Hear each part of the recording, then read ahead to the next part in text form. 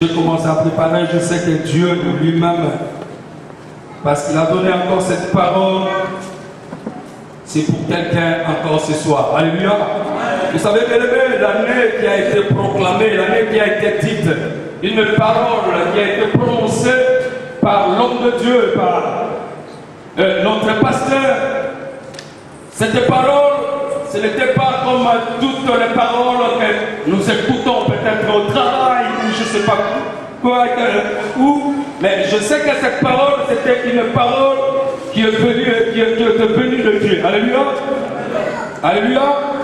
Une parole que l'homme de Dieu a prononcée au début de cette année et que nous puissions marcher dans cette parole pendant toute l'année, c'était les exploits. Alléluia. On a dit cette année, c'est l'année des exploits. Amen. Alléluia. Cette année, c'est l'année des exploits. C'est une parole qu'il a prononcée. Mais cette parole, ce n'était pas comme toute la parole que Dieu écoute de temps en temps, mais c'était une parole prophétique. Amen. Alléluia. Une parole prophétique, bien aimé, ça doit toujours s'accomplir. Parce que c'est une parole que Dieu, moi je dirais, une parole, c'était une parole, oui, c'était une expression, une parole. Parce que la Bible nous dit, au commencement était la parole était avec Dieu, et la parole était Dieu. Donc au commencement était l'Ogos, l'expression, la parole. Alléluia. Mais cette parole était inspirée de Dieu. Donc cette parole était en même temps l'Ogos, cette parole était en même temps aussi vraiment la révélation, l'inspiration qui venait de Dieu. Alléluia. Donc si tu t'accroches à cette parole et tu marches avec cette parole, bien aimé, cette parole doit s'accomplir dans ta vie. Amen. Alléluia. Alléluia. Alléluia. Est-ce que quelqu'un m'entend ce soir? Est-ce que c'est pour quelqu'un cette parole ce soir? Amen. Amen. La parole prophétique, ça s'accomplira. Dieu a dit, cette année, c'est l'année des exploits. Mais la question que tu peux te poser maintenant, est-ce que durant toute l'année, au mois de janvier, là il nous reste à peu près 2 semaines pour qu'on puisse clôturer l'année, est-ce que tu as vécu vraiment des exploits? Amen. Est-ce que réellement tu as vécu vraiment des exploits? Amen. Amen. Si tu n'as pas encore vécu les exploits, laisse-moi te dire ce soir, dans quelques minutes, dans quelques jours qui restent, ce Dieu-là peut faire encore quelque chose. Alléluia.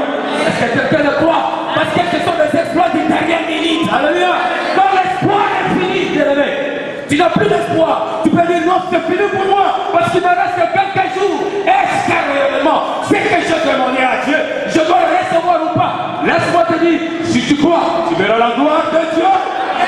Il y aura des exploits de dernière minute dans ta vie. Est-ce qu'il y a quelqu'un qui croit? Moi, dans ma vie, je vécu les exploits. Parce que je sais ce jour-là, il y a des gens qui m'ont pris pour un fou. Aujourd'hui, je ne crie pas. Ce jour-là, j'ai crié encore plus fort. Parce que je savais, parce que je croyais qu'il y aurait passé quelque chose dans ma vie. Alléluia. Et cette année, je le confesse, que cette parole inspirée, cette parole prophétique s'est accomplie dans ma vie. Durant toute l'année, je vais piquer les exploits. Tout ce que je fais, je vais piquer les exploits. Alléluia. Alléluia. Quand je marche, les gens m'appellent marabout. Quand je tourne, les gens m'appellent félicien. Quand je fais ce que les gens me disent, hey, regarde. Allez, visitez là-bas. Alléluia. Un exploit, c'est quoi? Parce que, vous savez, dans l'église, il y a des fois, on ne prend pas le temps de tout expliquer parce qu'on n'a pas le temps. Un exploit, c'est quoi? C'est quelque chose d'étonnant. C'est quelque chose qui est extraordinaire. C'est quelque chose que les gens n'ont pas l'habitude de voir. Quand ils ont vu cela, on dit, ça c'est compliqué, ça c'est une autre chose. C'est ça les exploits. Alléluia. Mais la Bible nous dit dans le livre de Psaume 108, verset 14, avec Dieu, nous ferons des exploits. Il écrasera nos ennemis. Et l'ennemi c'est qui? Et l'ennemi, c'est les gars. Et l'ennemi, c'est celui qui est en train de te haïr. Qui te hait. C'est lui, c'est ton ennemi. Donc je dirais même la maladie, c'est ton ennemi. Parce que la maladie est là pour te ruiner. Et l'ennemi, c'est celui qui est là pour te ruiner. La maladie, c'est un ennemi. La pauvreté, c'est un ennemi. Alléluia. La stérilité, c'est un ennemi. Amen. Amen. Et nous avons vu cette année, nous devons écraser nos ennemis. Donc ta maladie sera écrasée. Ta pauvreté sera écrasée. Alléluia. Ta stérilité sera écrasée. Tu dois vivre des exploits. Tu dois vivre des exploits. Tu dois vivre des exploits. Pendant toute cette semaine, c'est lui qui doit croire. Moi, je crois ce Dieu-là. Il y aura encore quelque chose de surnaturel qui doit se produire. Alléluia. Les exploits, c'est quelque chose qu'ils n'ont pas l'habitude. On n'a pas l'habitude de voir. Il faut maintenant les gens te disent, il y a quelque chose qui s'est passé dans la vie de cette femme. Il y a quelque chose qui s'est passé dans la vie de cet homme. Ne perds pas l'espoir. Toi, tu as déjà perdu ton espoir. Tu as dit, c'est fini pour moi.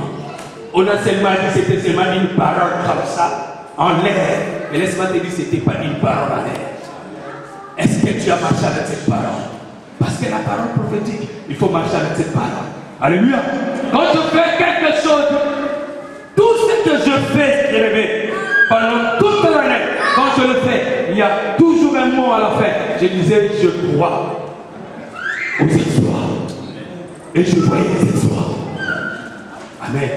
J'ai dit dans ma prédication, ça fait des semaines, je pense, j'ai dit que vous ne recevez pas. Pourquoi? Parce que tu ne te mets pas en position de recevoir. Si cette parole n'était pas une partie de toi, frère, tu ne vas jamais vivre. Je veux que le 2 semaines qui reste, que la parole des exploits soit une partie de toi. Que tu marches avec ça. Tu dis pour ce problème-là, je ne sais pas quel problème. Tu dis ça pour ce problème-là. Au nom de Jésus-Christ, moi je crois qu'il y aura quelque chose qui doit se produire. D'extraordinaire. Alléluia.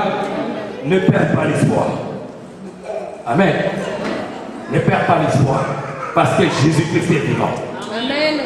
Parce que Jésus-Christ est vivant. Amen. Parce que Jésus-Christ est vivant. C'est encore possible. Amen. Des semaines qui restent, c'est encore possible. Ta guérison, c'est encore possible. Les enfants, c'est encore possible. Alléluia. Vous savez, quand tu le dis, c'est encore possible. C'est encore possible. Frère, cette position, tu ne recevras jamais.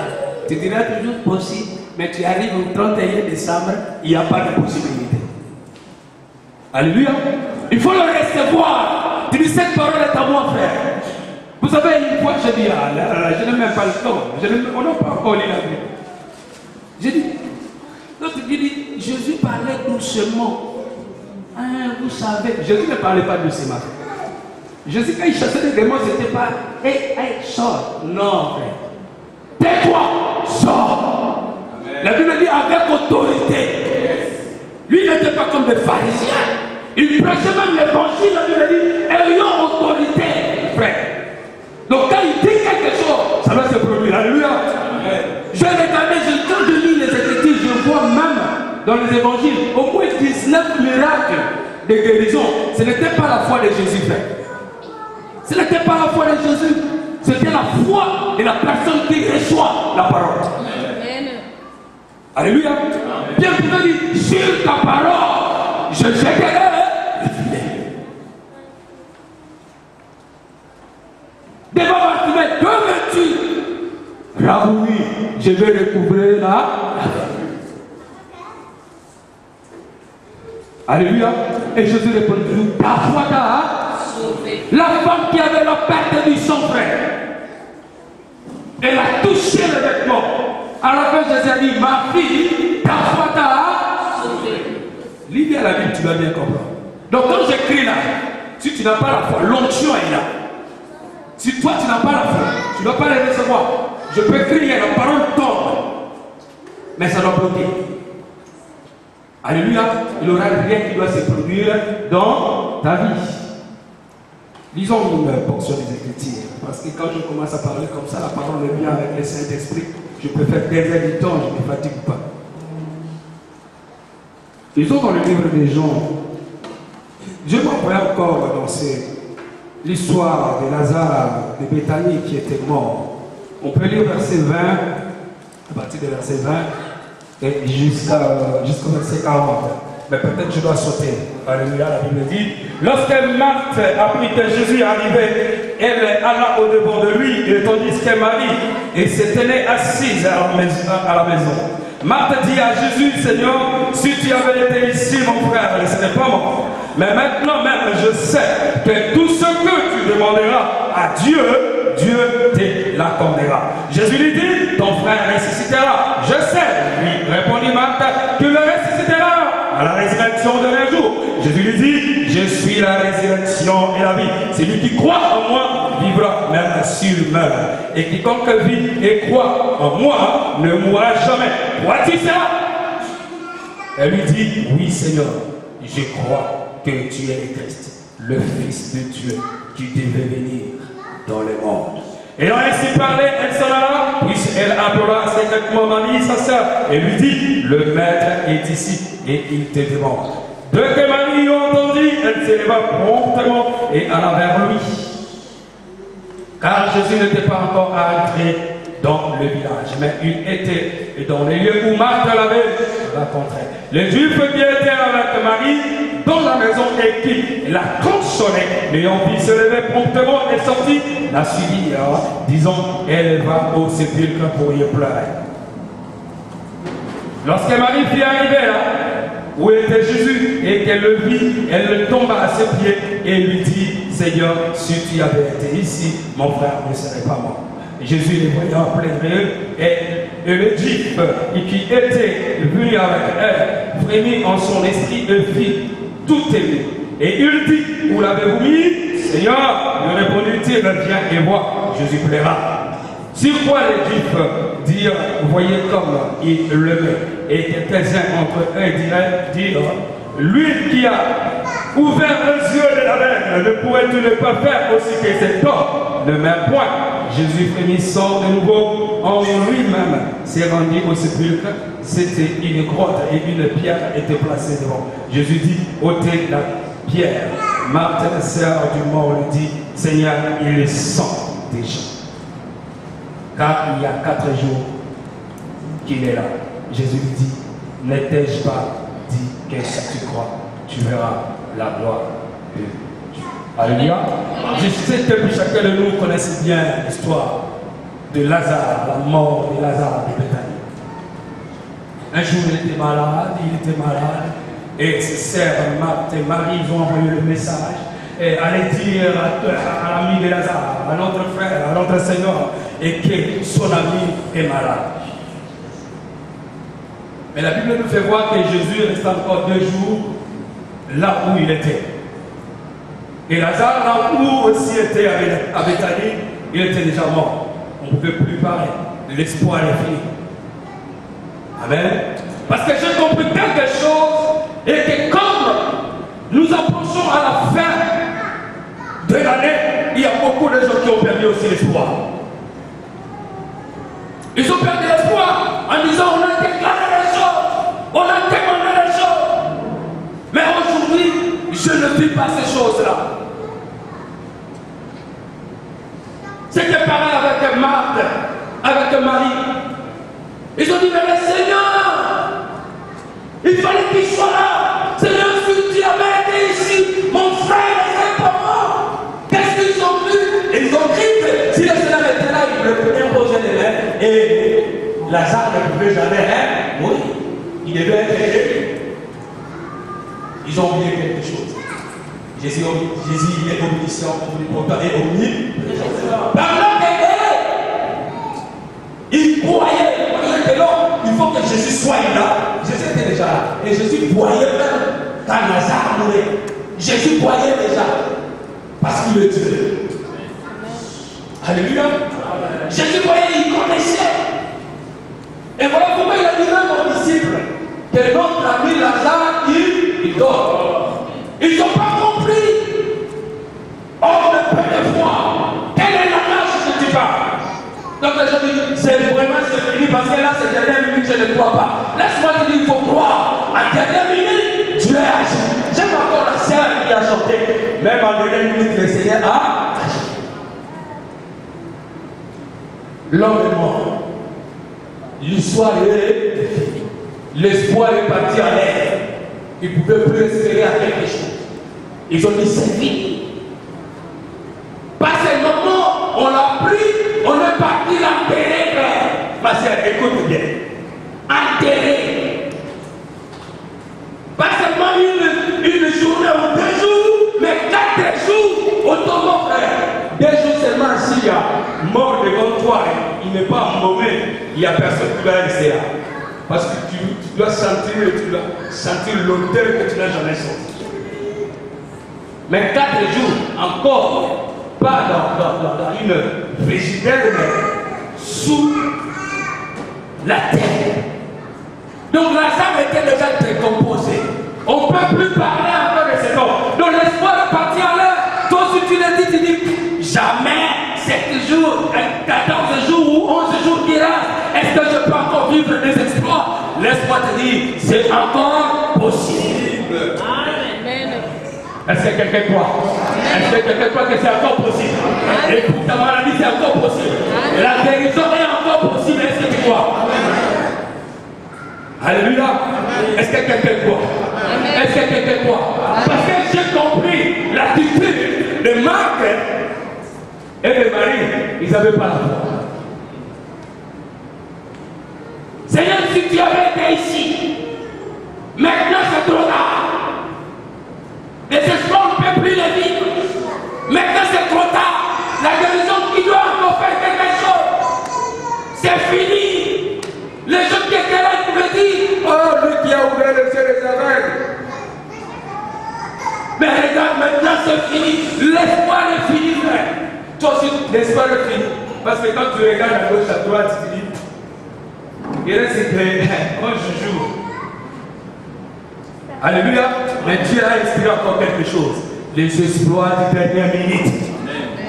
Alléluia. Les espoirs de dernière minute. Alléluia. Si tu crois, frère, la foi. Nous devons recevoir que par la foi. On ne reçoit que par la foi. Sans la foi, la Bible dit, il est impossible de lui être agréable. Donc sans la foi, tu ne peux jamais plaire à Dieu. Tu peux crier comme tu peux crier. Sans la foi, tu ne recevras pas. Tu ne vivras jamais des exploits de la minute. Parce que tu ne peux pas plaire à Dieu. Pour plaire à Dieu, il faut avoir la foi.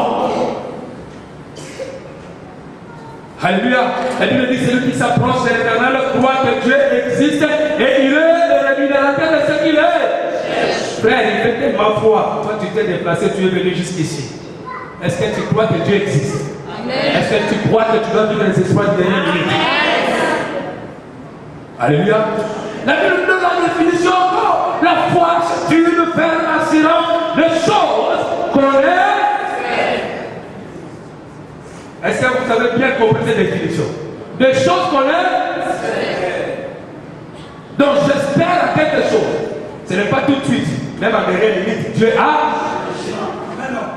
Amen. L'espérance est au futur, frère. Ma soeur, l'espérance est au futur. Aujourd'hui, je suis en train de parler. Si tu prends cette parole, tu vas savoir cette parole. Avant les grands cahiers de ça, il aura quelque chose de spécial. Tu espères. J'espère à la guérison. J'espère. La foi, c'est au contraire de la réalité que tu vis. Amen. Du 31 jusqu'à aujourd'hui le 19, la réalité, tu n'as rien reçu. La foi s'oppose à ça. Amen. La foi s'oppose aux 5 sens. Tu peux te dire, il ne faut pas avoir la foi de Thomas. Vous savez la foi de Thomas? Dis, Thomas, lui, sa foi, c'est le toucher. Ça, c'est la foi des 5 sens. Lui, sa foi, c'est le voir. Tant qu'il n'a pas encore vu le Seigneur, il ne peut jamais voir. Si tu as cette foi-là, tu dois passer les 7 jours à venir ici dans le froid pour rien. Alléluia.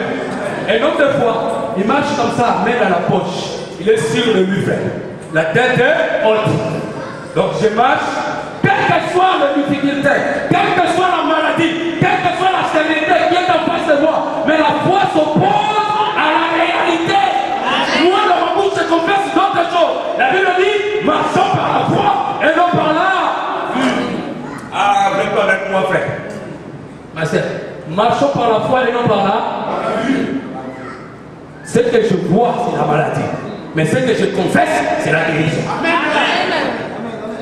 Ce que je vois, c'est l'échec qui a généré ici. Mais ce que je confesse, c'est la réussite. Ce que je vois, comme ça, je peux palper. Oh, chômage. Mais ce que je confesse, c'est le travail.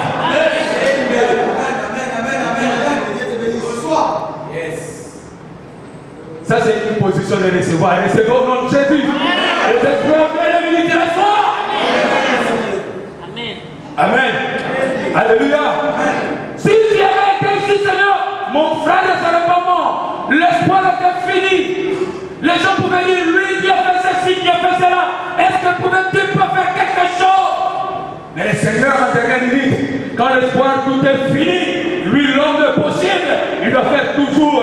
Il aura toujours des possibilités. Alléluia. Amen. Il faut toujours continuer à espérer. Il faut toujours continuer à espérer.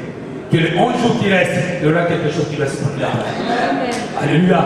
Il y aura quelque chose qui va se produire. Il a dit, le Seigneur a dit à Marthe, oh, ton frère nécessitera. Regarde l'homme qui n'a pas d'espoir, la femme qui n'a pas d'espoir. L'espoir est déjà fini. Elle dit, je ne peux plus jamais vivre quelque chose d'extraordinaire, des exploits. Non, je ne vais pas le vivre. Oui, je sais, Seigneur. Il doit rester ta dernier jour. Il n'y a pas de problème de dernier jour, frère. Moi, je dis toujours, frère, je ne veux pas porter la costume avec un cravate aussi. Est-ce que là-bas, on aura besoin de cravate? Est-ce que là-bas, on aura besoin de veste?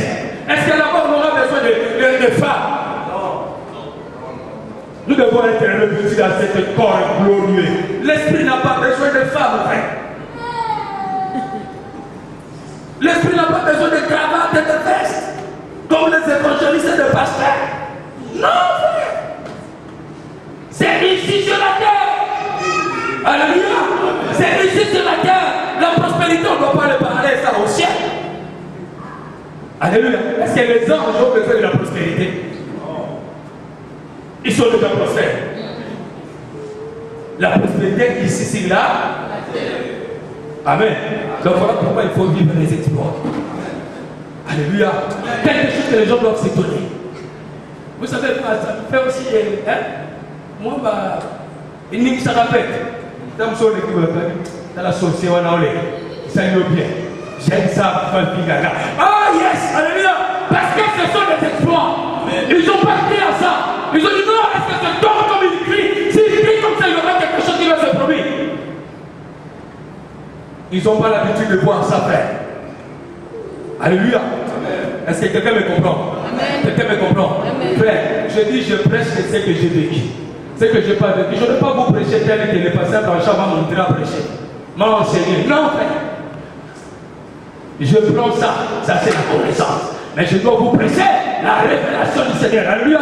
C'est que Dieu m'a révélé. Parce que le Fils de Dieu, vous savez pas, il me dit, le Fils de Dieu s'est révélé en mon frère. Aujourd'hui, si tu vois quelqu'un, il est chrétien, il a tourné le dos, sachez bien que le Fils de Dieu ne s'est pas révélé en lui. Tu peux être là, frère, au serviteur de Dieu. Oui. Mais si le Fils de Dieu ne s'est pas encore révélé à toi, un jour, tu tourneras le dos.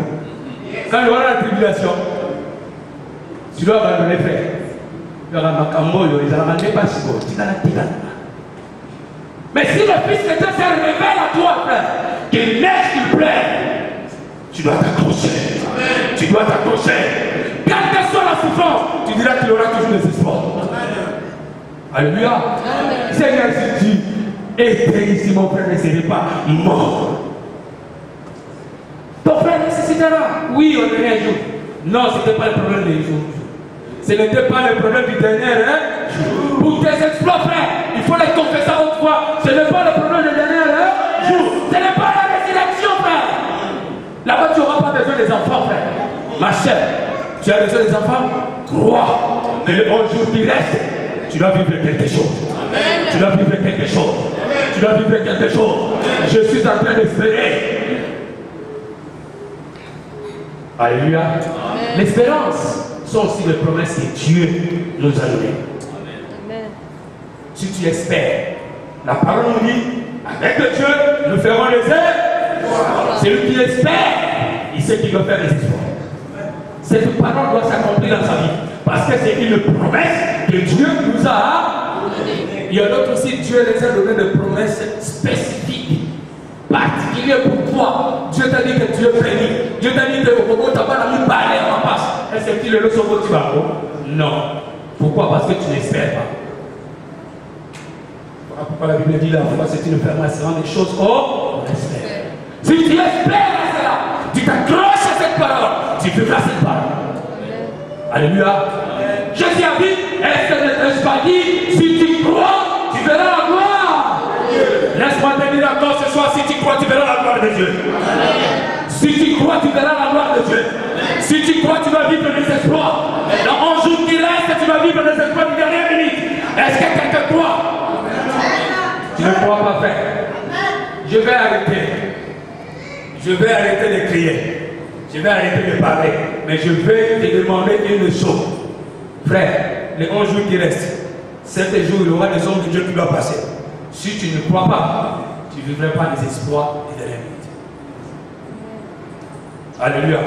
Mais celui qui doit croire à cette parole, les exploits de la dernière minute qui commencent déjà. Ça a déjà commencé, frère. Ce n'est pas aujourd'hui, ça a déjà commencé. Qu'avant le temps de rien, quelque chose de significatif s'est produit dans sa vie. Alléluia. Ne t'ai-je pas dit, Marc, si tu crois, tu verras la gloire de Dieu. Mais elle voyait la réalité des choses. L'espoir ne donne plus et espérer à rien du tout. Et dit c'est fini. Il y a déjà des asticots qui sont dans son corps. Il est décomposé. Qu'est-ce que tu veux faire encore? Ton frère va ressusciter. C'est aujourd'hui. Alléluia. Alléluia. Là où ils ont enterré des enfants, c'est aujourd'hui. Oh yes. Amen. Alléluia. Amen. Là où on a enterré tes richesses, c'est aujourd'hui. Ce n'est pas la résurrection. C'est aujourd'hui que ta richesse doit sortir. Oh yes. Là où on a enterré ton travail, c'est aujourd'hui que ton travail doit sortir.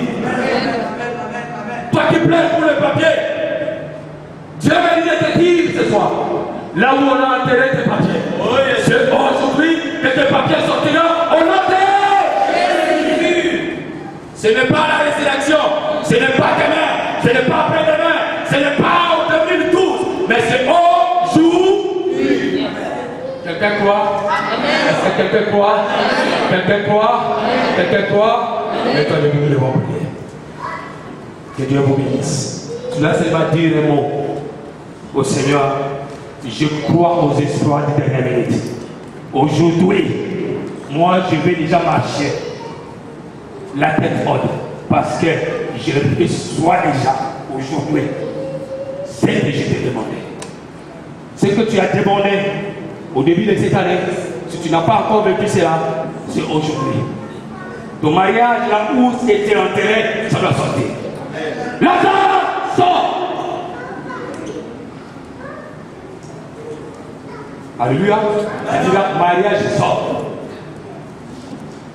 Des jumeaux, des jumelles, sortez la cousine, venez dans mon ventre. Quelqu'un croit? Amen. Quelqu'un croit? Amen. Problème de papier, tu dis là, je récupère. Vous savez la foi, moi je l'ai définie comme une main invisible qui va dans le monde surnaturel pour récupérer les bénédictions et amener les bénédictions vers moi. Et quand on fait cette définition, ce n'est pas la foi, c'est de faire en silence. Oui, mais définis bien la foi, décortique bien la foi. Par la foi, frère, tu reçois ce que tu as besoin. Et pourquoi Jésus a dit c'est normal. Si tu crois, tu verras la gloire. Si tu crois, tu vas vivre en gloire, en gloire, en gloire, en gloire, en gloire, au nom de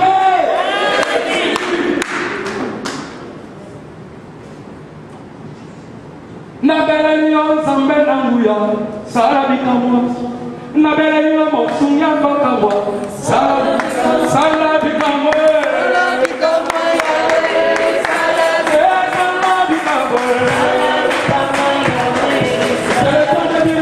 Oh,